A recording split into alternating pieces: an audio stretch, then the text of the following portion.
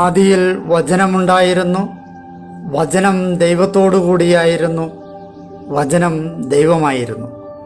അവൻ ആദിയിൽ ദൈവത്തോടു കൂടിയായിരുന്നു. സമസ്തവും അവനിലൂടെ ഉണ്ടായി, ഒന്നും അവനെ കൂടാതെ ഉണ്ടായിട്ടില്ല. അവനിൽ ജീവനുണ്ടായിരുന്നു, ആ ജീവൻ മനുഷ്യരുടെ വെളിച്ചമായിരുന്നു. ആ വെളിച്ചം ഇരുളിൽ പ്രകാശിക്കുന്നു, അതിനെ കീഴടക്കുവാൻ ഇരുളിന് കഴിഞ്ഞില്ല. തൻ്റെ പ്രബോധനങ്ങളാൽ നമ്മെ ജ്ഞാനികളാക്കുന്ന സകലത്തിൻ്റെയും നാഥനായ ദൈവം വാഴ്ത്തപ്പെട്ടവനാകട്ടെ. ഞങ്ങളുടെ കർത്താവായ ദൈവമേ, അങ്ങയുടെ ജീവദായകവും ദൈവീകവുമായ തിരുവചനങ്ങളുടെ മധുരസ്വരം ശ്രവിക്കുന്നതിനും ഗ്രഹിക്കുന്നതിനും ഞങ്ങളുടെ ബുദ്ധിയെ പ്രകാശിപ്പിക്കണമേ. അങ്ങയുടെ വിശുദ്ധമായ പ്രബോധനത്താൽ ഞങ്ങളെ ജ്ഞാനികളാക്കണമേ. ഞങ്ങളുടെ ഇരുളടഞ്ഞ ജീവിതത്തെ അങ്ങയുടെ വചന വെളിച്ചത്താൽ പ്രകാശിപ്പിക്കണമേ. അങ്ങയുടെ വചനങ്ങളാൽ ഞങ്ങളുടെ മനസ്സിനെ ജ്വലിപ്പിക്കണമേ. ആമേൻ. വർഷം കൊണ്ട് വിഷയാടിസ്ഥാനത്തിലുള്ള സമ്പൂർണ്ണ ബൈബിൾ വായന 149-ാം ദിവസം. ദേവാലയത്തിൻ്റെ ഇതര സജ്ജീകരണങ്ങൾ. ഇന്നേ ദിവസം നമ്മൾ രാജാക്കന്മാരുടെ 1-ാം പുസ്തകം 7-ാം അധ്യായം, സഭാപ്രസംഗൻ്റെ 1-2 അധ്യായങ്ങൾ, സങ്കീർത്തനങ്ങൾ 5 എന്നിവ വായിക്കുന്നു. ജെറുസലേം ദേവാലയ നിർമ്മാണത്തോടനുബന്ധിച്ചുള്ള ഇതര സജ്ജീകരണങ്ങളുടെ നിർമ്മാണവും രാജകൊട്ടാര നിർമ്മാണത്തിൻ്റെ വിവരങ്ങളും രാജാക്കന്മാരുടെ പുസ്തകത്തിൽ നിന്നും ശ്രവിക്കാം. ദൈവം മാത്രമാണ് ഒരാളുടെ ആനന്ദത്തിൻ്റെ ആധാരമെന്നും മനുഷ്യൻ്റെ നിതാന്തമായ അന്തർദാഹങ്ങളെ ശമിപ്പിക്കുവാൻ ഭൂമി വെച്ചു വിളമ്പുന്ന ഒരു സന്തോഷത്തിനും കഴിയില്ല എന്നും ഓർമ്മിപ്പിക്കുകയാണ് തിരുവചനം. രാജാക്കന്മാരുടെ 1-ാം പുസ്തകം 7-ാം അധ്യായം. രാജകൊട്ടാരം. സോളമൻ തൻ്റെ കൊട്ടാരം പണിതത് 13 വർഷം കൊണ്ടാണ്. അങ്ങനെ അവൻ തൻ്റെ കൊട്ടാര സമുച്ചയം പൂർത്തിയാക്കി. അവൻ ലെബനോൻ കാനന മന്ദിരവും നിർമ്മിച്ചു. അതിൻ്റെ നീളം 100 മുഴം, വീതി 50 മുഴം, ഉയരം 30 മുഴം. ദേവദാരു കൊണ്ടുള്ള 3 നിര തൂണുകളിലായിരുന്നു അത്. തൂണുകളുടെ മേൽ ദേവദാരു കൊണ്ടുള്ള ഉത്തരവും ഉണ്ടായിരുന്നു. 45 തൂണുകളുടെ മേലുള്ള തുലാമുകളുടെ മേൽ ദേവദാരു കൊണ്ട് തട്ടിട്ടു. ഒരു നിരയിൽ 15 തൂണുകളാണ് ഉണ്ടായിരുന്നത്. ഒന്ന് മറ്റൊന്നിന് അഭിമുഖമായുള്ള 3 നിര ജാലകങ്ങൾ 3 ജോഡികളായി ഉണ്ടായിരുന്നു. എല്ലാ വാതിലുകളും കട്ടിളപ്പടികളും ചതുരാകൃതിയിലായിരുന്നു. ഒന്ന് മറ്റൊന്നിന് അഭിമുഖമായി 3 ജോഡികൾ. അവൻ സ്തംഭങ്ങളുടെ ഒരു ശാല പണിയിച്ചു. അതിൻ്റെ നീളം 50 മുഴം, വീതി 30 മുഴം. അവയുടെ മുൻവശത്തായി പൂമുഖവും മുമ്പിലായി തൂണുകളും വിധാനവും അവൻ നിർമ്മിച്ചു. അവൻ ന്യായപാലനം നടത്തിയിരുന്ന സിംഹാസന വേദിക്കായി ന്യായാസന മണ്ഡപവും നിർമ്മിച്ചു. തറയാസന കലം ദേവദാരു പൊതിഞ്ഞു. അവൻ ഏതു കൊട്ടാരത്തിൽ വസിച്ചിരുന്നുവോ ആ കൊട്ടാരത്തിൽ നിന്ന് അതേ നിർമ്മിതിയോടുകൂടിയ മറ്റൊരു വാസസ്ഥലവും ഭൂമുഖത്തേക്ക് ഉണ്ടായിരുന്നു. താൻ വിവാഹം ചെയ്ത ഫറവോയുടെ പുത്രിക്ക് വേണ്ടിയും സോളമൻ ഇതേ മണ്ഡപ മാതൃകയിൽ ഒരു ഭവനം പണിതു. ഇവയെല്ലാം അസ്ഥിവാരം മുതൽ മേൽപ്പുര വരെയും പുറം മുതൽ വിശാലാങ്കണം വരെയും കൃത്യതോതിൽ അകവും പുറവും വാൾ കൊണ്ട് അറുത്ത് ചെത്തിയെടുത്ത വിലയേറിയ കല്ലുകളാൽ നിർമ്മിതമായിരുന്നു. അടിസ്ഥാനമിട്ടതാകട്ടെ 8 മുഴത്തിൻ്റെയും 10 മുഴത്തിൻ്റെയും വിലയേറിയ വലിയ കല്ലുകൾ കൊണ്ടാണ്. മുകൾ ഭാഗത്ത് കൃത്യതോതിൽ ചെത്തിയെടുത്ത വിലയേറിയ കല്ലുകളും ദേവദാരു പലകകളും ഉണ്ടായിരുന്നു. മുഖ്യാങ്കണത്തിന് ചുറ്റും മിനുക്കിയ കല്ലുകൊണ്ടുള്ള 3 നിരകളും ദേവദാരു കൊണ്ടുള്ള തുലാമിൻ്റെ ഒരു നിരയും ഉണ്ടായിരുന്നു. അതുപോലെ തന്നെ കർത്താവിൻ്റെ ആലയത്തിൻ്റെ അകത്തെ അങ്കണത്തിലും ആലയ പൂമുഖത്തിനും. ദേവാലയത്തിൻ്റെ ഇതര സജ്ജീകരണങ്ങൾ. സോളമൻ രാജാവ് ടൈറിൽ നിന്നുള്ള ഹീരാമിനെ ആളയച്ചു വരുത്തി. നഫ്താലി ഗോത്രജനായിരുന്ന അവൻ ഒരു വിധവയുടെ മകനായിരുന്നു. അവൻ്റെ പിതാവ് ടയറുകാരനായ ഒരു പിച്ചളപ്പണിക്കാരനും. ഹീരാം എല്ലാത്തരം പിച്ചളപ്പണികളും ചെയ്യാനുള്ള ജ്ഞാനവും പാഠവും അറിവും കൊണ്ട് പൂരിതനായിരുന്നു. അവൻ സോളമൻ രാജാവിൻ്റെ പക്കൽ വന്ന് അദ്ദേഹത്തിൻ്റെ പണിയെല്ലാം ചെയ്തു കൊടുത്തു. അവൻ 2 പിച്ചള സ്തംഭങ്ങൾ വാർത്തു. ഒന്നാമത്തെ സ്തംഭത്തിൻ്റെ ഉയരം 18 മുഴം, ചുറ്റുനൂലളവ് 12 മുഴം. അങ്ങനെ തന്നെ രണ്ടാമത്തെ സ്തംഭവും. 2 സ്തംഭങ്ങളുടെയും ഉച്ചിയിൽ സ്ഥാപിക്കാൻ അവൻ പിച്ചള കൊണ്ട് 2 മകുടങ്ങൾ വാർത്തു. ഒന്നാമത്തെ മകുടത്തിൻ്റെ ഉയരം 5 മുഴം, രണ്ടാമത്തെ മകുടത്തിൻ്റെ ഉയരം 5 മുഴം. സ്തംഭങ്ങളുടെ ഉച്ചിയിലുള്ള മകുടങ്ങൾക്ക് ഒന്നാമത്തെ മകുടത്തിന് 7, രണ്ടാമത്തെ മകുടത്തിന് 7 എന്ന വിധം ചിത്രപ്പണി തോങ്ങലുകളും പിണച്ച നൂൽച്ചങ്ങലകളും ഉണ്ടായിരുന്നു. അവൻ സ്തംഭങ്ങളും അവയുടെ മുകളിലുണ്ടായിരുന്ന മകുടങ്ങൾ മൂടും വിധം ഓരോ തോങ്ങലിനും മുകളിൽ ചുറ്റുമായി 2 നിര മാതള നാരങ്ങകളും നിർമ്മിച്ചു. രണ്ടാമത്തെ മകുടത്തിനു വേണ്ടിയും അവൻ അതുപോലെ ചെയ്തു. പൂമുഖത്തെ തൂണുകളുടെ ഉച്ചിയിലുള്ള മകുടങ്ങൾ ലില്ലിപ്പൂവിൻ്റെ അലങ്കാരമായി 4 മുഴം ഉണ്ടായിരുന്നു. 2 തൂണുകളുടെയും മുകളിൽ തോങ്ങലുകളോട് ചേർന്ന് ഉന്തി നിൽക്കുന്ന ഭാഗത്ത് മകുടങ്ങളുണ്ടായിരുന്നു. രണ്ടാമത്തെ മകുടത്തിന് മുകളിൽ ചുറ്റുമായി 200 മാതള നാരങ്ങകൾ നിരയായി ഉണ്ടായിരുന്നു. ദേവാലയത്തിൻ്റെ പൂമുഖത്താണ് അവൻ തൂണുകൾ ഉയർത്തിയത്. വലത്തുവശത്തെ തൂണുയർത്തി അവനതിന് യാക്കിൻ എന്ന് പേരിട്ടു. ഇടത്തുവശത്തെ തൂണുയർത്തി അവനതിന് ബോവാസ് എന്ന് പേരിട്ടു. തൂണുകളുടെ ഉച്ചിയിൽ ലില്ലിപ്പൂവിൻ്റെ അലങ്കാരമുണ്ടായിരുന്നു. ഇപ്രകാരം തൂണുകളുടെ നിർമ്മാണം പൂർത്തിയായി. അവനൊരു ജലസംഭരണി വാർത്തുണ്ടാക്കി. വൃത്താകൃതിയിൽ വക്ക് മുതൽ വക്കുവരെ 10 മുഴം, അതിൻ്റെ ഉയരം 5 മുഴം, ചുറ്റളവ് 30 മുഴം. ജലസംഭരണിയുടെ ചുറ്റുവക്കിന് താഴെ നിന്ന് അതിനെ ചുറ്റി 1 മുഴത്തിന് 10 വീതം മുട്ടുകൾ ഉണ്ടായിരുന്നു. ആ മുട്ടുകൾ 2 നിരയായി വാർപ്പിനോടൊപ്പം വാർക്കപ്പെട്ടവയായിരുന്നു. 12 കാളകളുടെ പുറത്താണ് അത് നിന്നിരുന്നത്. 3 വടക്കോട്ടും 3 പടിഞ്ഞാറോട്ടും 3 തെക്കോട്ടും 3 കിഴക്കോട്ടും തിരിഞ്ഞിരുന്നു. അവയുടെ മുകളിലായിരുന്നു ജലസംഭരണി. അവയുടെയെല്ലാം പിൻഭാഗം ഉള്ളിലേക്കായിരുന്നു. അതിൻ്റെ ഘനം ഒരു കൈപ്പത്തി. അതിൻ്റെ വക്ക് ലില്ലി പുഷ്പാകൃതിയിൽ പാനപാത്രത്തിൻ്റെ അലങ്കാരം പോലെയായിരുന്നു. അതിൽ 2000 ബത്ത് വെള്ളം കൊള്ളുമായിരുന്നു. അവൻ പിച്ചള കൊണ്ട് 10 പീഠങ്ങളുണ്ടാക്കി. പീഠമൊന്നിന് 4 മുഴം നീളം, 4 മുഴം വീതി, 3 മുഴം ഉയരം. പീഠത്തിൻ്റെ നിർമ്മിതി ഇങ്ങനെയായിരുന്നു. അവയ്ക്ക് പലകകൾ ഉണ്ടായിരുന്നു. ചട്ടങ്ങൾക്കിടയിലായിരുന്നു പലകകൾ. ചട്ടങ്ങൾക്കിടയിലുള്ള പലകളിന്മേൽ സിംഹങ്ങൾ, കാളകൾ, കെരൂബുകൾ എന്നിവയും ഉണ്ടായിരുന്നു. ചട്ടങ്ങളിന്മേൽ മുകളിലേക്കും അങ്ങനെ തന്നെ. സിംഹങ്ങളുടെയും കാളകളുടെയും താഴെ തൂങ്ങിക്കിടക്കുന്ന അലങ്കാരമായ പുഷ്പമാല്യങ്ങൾ ഉണ്ടായിരുന്നു. ഓരോ പീഠത്തിനും പിച്ചള കൊണ്ടുള്ള 4 ചക്രങ്ങളും പിച്ചള കൊണ്ടുള്ള അച്ചുതണ്ടുകളും ഉണ്ടായിരുന്നു.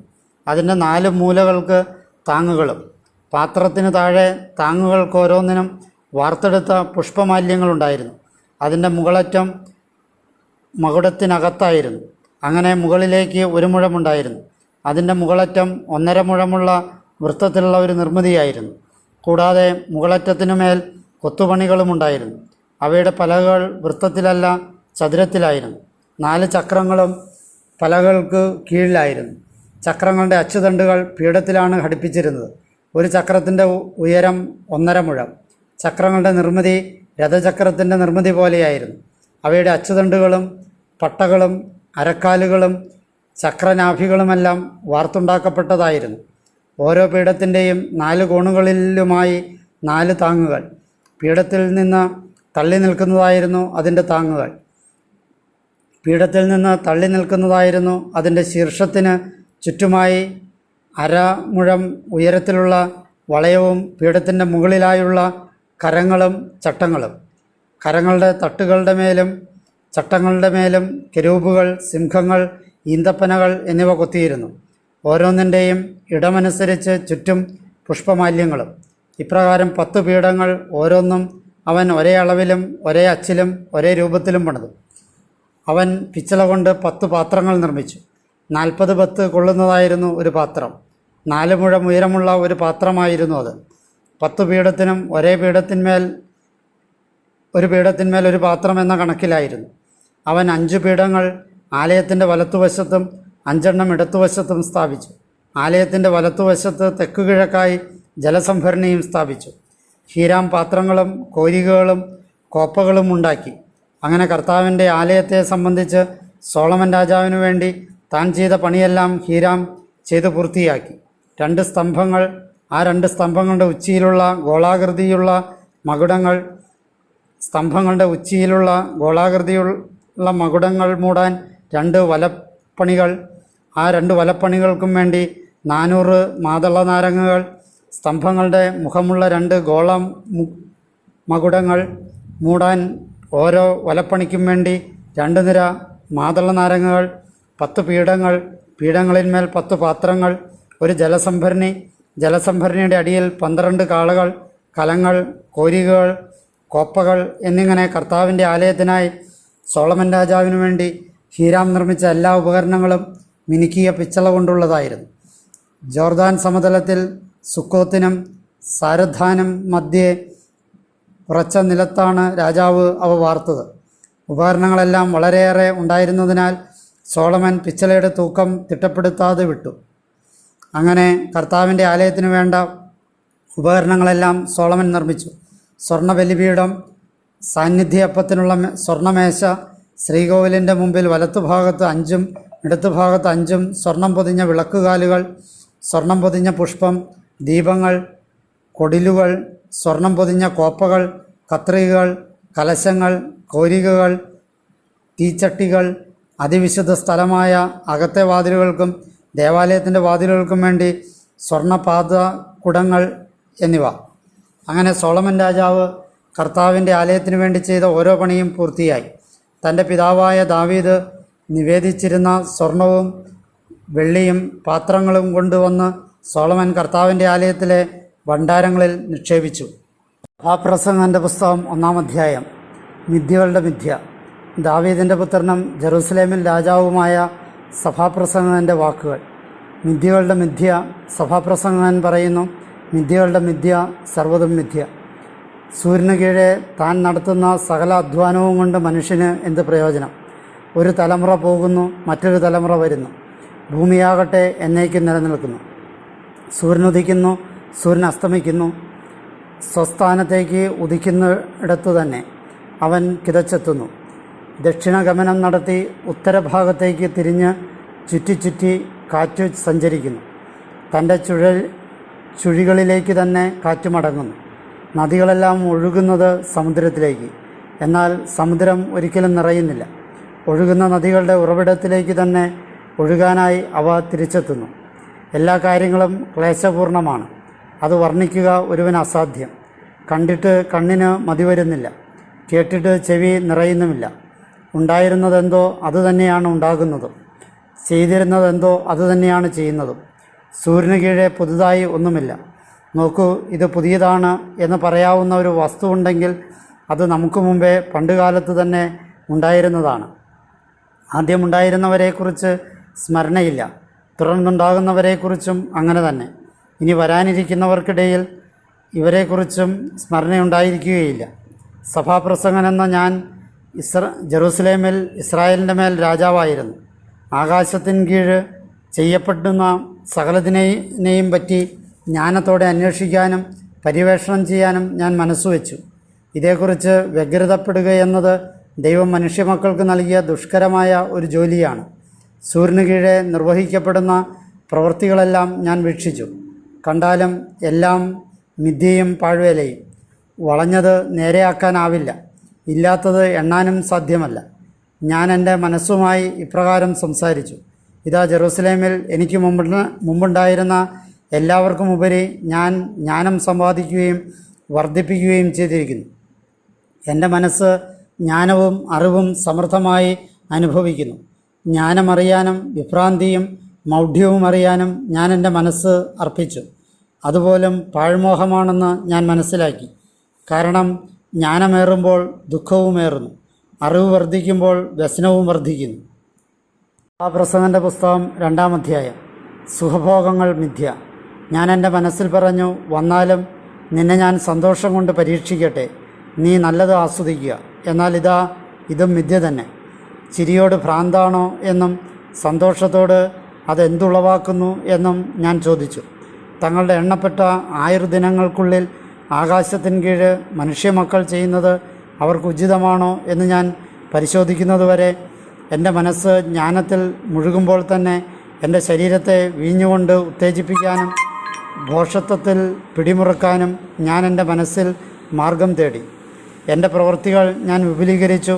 ഞാൻ എനിക്ക് വേണ്ടി വീടുകൾ പണിതു, മുന്തിരിത്തോട്ടങ്ങൾ നട്ടുപിടിപ്പിച്ചു. തോട്ടങ്ങളും ഉദ്യാനങ്ങളും ഞാൻ എനിക്കായി ഉണ്ടാക്കി. അവയിൽ എല്ലാത്തരം ഫലവൃക്ഷങ്ങളും നട്ടു. വൃക്ഷങ്ങൾ ഇടതൂർന്നു നിൽക്കുന്ന വനത്തെ നനയ്ക്കുന്നതിനു വേണ്ടി ഞാൻ എനിക്കായി നീർത്തടാകങ്ങൾ നിർമ്മിച്ചു. ദാസന്മാരെയും ദാസിമാരെയും കുടുംബാംഗങ്ങളെയും ഞാൻ സമ്പാദിച്ചു. ധാരാളം ആടുമാടുകളുടെ സമ്പാദ്യവും എനിക്കുണ്ടായിരുന്നു. ജെറുസലേമിലെ എൻ്റെ എല്ലാ മുൻഗാമികൾക്കും ഉണ്ടായിരുന്നതിനേക്കാൾ അധികം സ്വത്ത് എനിക്കുണ്ടായിരുന്നു. കൂടാതെ സ്വർണവും വെള്ളിയും രാജാക്കന്മാരുടെയും പ്രവിശ്യകളുടെയും വസ്തുവകകളും ഞാൻ എനിക്കായി ശേഖരിച്ചു. ഗായികന്മാരെയും മനുഷ്യമക്കളുടെ ആകർഷണങ്ങളായ പത്നിയെയും വെപ്പാട്ടിമാരെയും ഞാൻ സംഘടിപ്പിച്ചു. ജെറുസലേമിലെ എൻ്റെ മുൻഗാമികളായിരുന്ന എല്ലാവരെയുംകാൾ ഞാൻ വളർന്നു അഭിവൃദ്ധിപ്പെടുകയും ചെയ്തു. അപ്പോഴും എൻ്റെ ജ്ഞാനം എന്നോടൊപ്പം നിന്നു. എൻ്റെ നയനങ്ങൾ അഭിലഷിച്ചതൊന്നും ഞാൻ അവയിൽ നിന്ന് മാറ്റിവെച്ചില്ല. ഒരു സന്തോഷത്തിൽ നിന്നും എൻ്റെ ഹൃദയത്തെ ഞാൻ തടഞ്ഞില്ല. എന്തെന്നാൽ എൻ്റെ ഓരോ പ്രയത്നം കൊണ്ടും എൻ്റെ ഹൃദയം സന്തോഷിക്കുകയായിരുന്നു. ഇതായിരുന്നു ഓരോ പ്രയത്നത്തിലും നിന്നുള്ള എൻ്റെ ഓഹരി. പിന്നെ എൻ്റെ കൈകൾ നിർവഹിച്ച എല്ലാ കർമ്മങ്ങളിലേക്കും ഞാൻ ചെയ്യാൻ ഉദ്യമിച്ച എല്ലാ പ്രയത്നങ്ങളിലേക്കും ഞാൻ തിരിഞ്ഞു. ഇതാ എല്ലാം മിഥ്യയും പാഴ്വേലയും തന്നെ. സൂര്യന് കീഴെ ഒന്നും ഒരു നേട്ടമല്ല. ജ്ഞാനവും ഭോഷത്വവും മിഥ്യ. പിന്നെ ഞാൻ പിന്തിരിഞ്ഞത് ജ്ഞാനം, വിഭ്രാന്തി, ഭോഷത്വം എന്നിവ പരിശോധിക്കാനാണ്. എന്തെന്നാൽ രാജാവിൻ്റെ പിൻഗാമിയായി വരുന്ന മനുഷ്യൻ ഏതു തരക്കാരനായിരിക്കും? അദ്ദേഹം നേരത്തെ ചെയ്തതു തന്നെയല്ലേ അവനും ചെയ്യുകയുള്ളൂ. ആ പ്രകാശം അന്ധകാരത്തിന് ഉപരിയാണെന്ന പോലെ ജ്ഞാനം ഭോഷത്വത്തിന് ഉപരിയാണെന്ന് ഞാൻ കണ്ടു. ജ്ഞാനിക്ക് കണ്ണുകൾ തൻ്റെ ശിരസിലാണ്, ഭോഷനോ ഇരുട്ടിൽ നടക്കുന്നു. പക്ഷേ ഒരേ വിധി അവർക്കെല്ലാം വന്നു ഭവിക്കുന്നു എന്നും ഞാൻ തന്നെ മനസ്സിലാക്കി. അപ്പോൾ ഞാൻ എൻ്റെ മനസ്സിൽ പറഞ്ഞു, ഭോഷൻ്റെ വിധി പോലെ തന്നെ ഞാനും വിധിക്ക് വിധേയനാകുന്നെങ്കിൽ ഞാൻ എന്തിന് ഏറെ ജ്ഞാനിയായിരിക്കണം.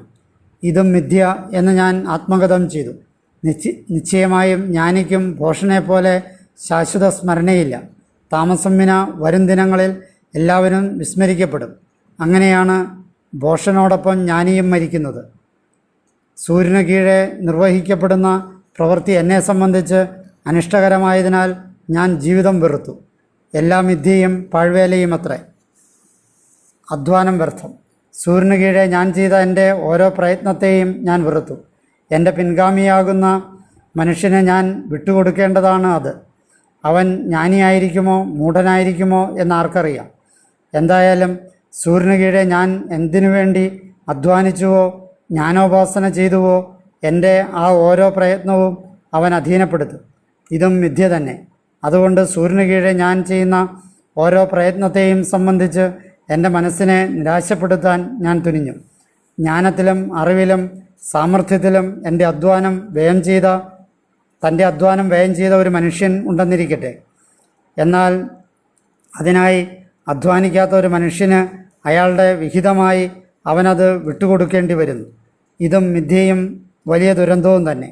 എന്തെന്നാൽ സൂര്യന് കീഴെ അധ്വാനിയായവൻ്റെ സകല പ്രയത്നവും മനക്ലേശവും കൊണ്ട് മനുഷ്യരാശിക്ക് എന്തു നേട്ടം? അതെ, അവൻ്റെ ദിനങ്ങളെല്ലാം വേദന നിറഞ്ഞതാണ്. അവൻ്റെ ജോലിയാകട്ടെ ക്ലേശവും.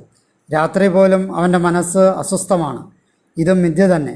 ഭക്ഷിക്കുകയും പാനം ചെയ്യുകയും തൻ്റെ അധ്വാനത്താൽ പരിപോഷണം ചെയ്യുന്ന മനുഷ്യനെക്കൊണ്ട് ഒരു ഗുണവുമില്ല. ഇതും ദൈവകരങ്ങളിൽ നിന്ന് തന്നെ എന്ന് ഞാൻ കണ്ടു. കാരണം അവിടുത്തെ കൂടാതെ ആരാണ് ഭക്ഷിക്കുന്നത്? ആരാണ് ആസ്വദിക്കുന്നത്? തൻ്റെ മുമ്പിലുള്ള നല്ലവനായ മനുഷ്യന് അവിടുന്ന് ജ്ഞാനവും അറിവും ആനന്ദവും പ്രദാനം ചെയ്യുന്നുവല്ലോ. എന്നാൽ ദൈവത്തിന് മുമ്പിലുള്ള നല്ലവന് നൽകാനായി സമ്പാദിച്ചു ശേഖരിക്കാനുള്ള ജോലിയാണ് അവിടുന്ന് പാപിക്ക് നൽകുന്നത്. ഇതും മിഥ്യയും പാഴ്വേലയും തന്നെ. സങ്കീർത്തനങ്ങൾ 5. കർത്താവിൻ്റെ പ്രസാദം. ഗായക നേതാവിന് വേണുനാദങ്ങളോടെ ദാവീദിൻ്റെ കീർത്തനം. കർത്താവേ, എൻ്റെ വാക്കുകൾ ചെവിക്കൊള്ളണമേ, എൻ്റെ നെടുവീർപ്പ് മനസ്സിലാക്കണമേ. എൻ്റെ രാജാവും എൻ്റെ ദൈവവുമായവനെ, എൻ്റെ നിലവിളിയുടെ സ്വരം ശ്രദ്ധിക്കണമേ. അങ്ങയോടാണല്ലോ ഞാൻ പ്രാർത്ഥിക്കുന്നത്. കർത്താവെ, പ്രഭാതത്തിൽ അങ്ങൻ്റെ സ്വരം കേൾക്കുന്നു. പ്രഭാതത്തിൽ അങ്ങേയ്ക്കായി ഒരുക്കം നടത്തി ഞാൻ കാത്തിരിക്കുന്നു. അങ്ങ് ദുഷ്ടതയിൽ പ്രസാദിക്കുന്ന ദൈവമേയല്ല. നീചൻ അങ്ങയുടെ അതിഥിയാവുകയുമില്ല. ധിക്കാരികൾ അങ്ങയുടെ കൺമുമ്പിൽ നിലയുറപ്പിക്കില്ല. അധർമ്മം പ്രവർത്തിക്കുന്നവരെയെല്ലാം അങ്ങ് വെറുക്കുന്നു. വ്യാജം സംസാരിക്കുന്നവരെ അങ്ങ് നശിപ്പിക്കുന്നു. രക്തപാതകവും വഞ്ചനയുമുള്ളവനെ കർത്താവ് വർജിക്കുന്നു. ഞാനാകട്ടെ അങ്ങയുടെ കാരുണ്യാതിരേകത്താൽ അങ്ങയുടെ ഭവനത്തിൽ പ്രവേശിക്കും. അങ്ങയോടുള്ള ഭയത്തോടെ ഞാൻ അങ്ങേ വിശുദ്ധാലയത്തിന് നേരെ പ്രണമിക്കും. കർത്താവെ, എനിക്ക് വേണ്ടി പതിയിരിക്കുന്നവർ നിമിത്തം അങ്ങയുടെ നീതിയിൽ എന്നെ നയിക്കണമേ. എൻ്റെ മുമ്പിൽ അങ്ങയുടെ വഴി നിരപ്പാക്കണമേ. അവരുടെ അധരങ്ങളിലാകട്ടെ ആർജവമില്ല. അവരുടെ ഉള്ള് നാശകൂപമാണ്. അവരുടെ തൊണ്ട തുറന്ന ശവക്കുഴിയാണ്. അവരുടെ നാവ് മുഖസ്തുതി പറയുന്നു. ദൈവമേ, അവരെ കുറ്റക്കാരായി വിധിക്കണമേ. അങ്ങയുടെ പദ്ധതികൾ മൂലം അവർ നിബദിക്കട്ടെ. അവരുടെ അതിക്രമങ്ങളുടെ ആധിക്യത്താൽ അവരെ തള്ളിക്കളയണമേ. എന്തെന്നാൽ അവർ അങ്ങയെ ധിക്കരിച്ചിരിക്കുന്നു. അങ്ങയിൽ അഭയം തേടുന്നവരെല്ലാം സന്തോഷിക്കട്ടെ. അവർ നിത്യം ആനന്ദിച്ചാർപ്പ് വിളിക്കട്ടെ. അവരുടെ മേൽ അങ്ങ് കവചമൊരുക്കണമേ. അങ്ങയുടെ നാമത്തെ സ്നേഹിക്കുന്നവർ അങ്ങിൽ ആഹ്ലാദിക്കട്ടെ. എന്തെന്നാൽ കർത്താവെ, നീതിമാനെ അങ്ങ് അനുഗ്രഹിക്കുന്നു. വൻ പരിച പോലെ പ്രസാദത്താൽ അങ്ങ് അവനെ വലയം ചെയ്യുന്നു.